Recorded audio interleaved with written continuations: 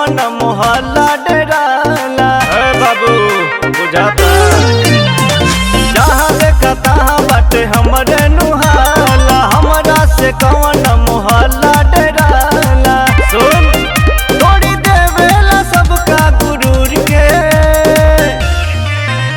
तब पूछली है जाके दूर दूर से कि नहीं की पिटाई गंगापुर से। पूछली है जाके दूर दूर से कि नहीं की पिटाई गंगापुर से। 5 मिनट लगी बेटा।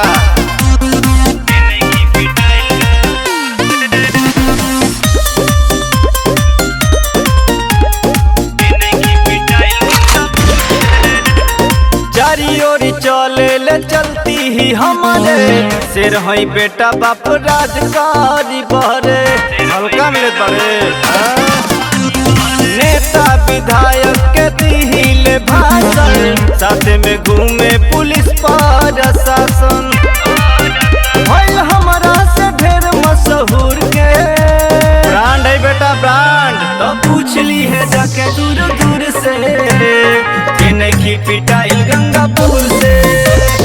पूछली है जाके दूर दूर से कि नहीं की पिटाई गंगापुर से। बुझले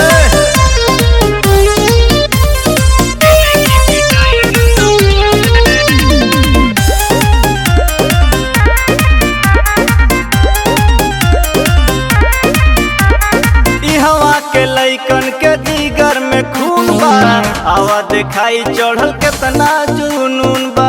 अरे टंगा जले बेटा यही जाके चर्चा बा सदरी प्रदेश में। सान से कहे कमलेश कौनो केस में। देख ले के तोरा हिम्मत बा देखी जे घूर के।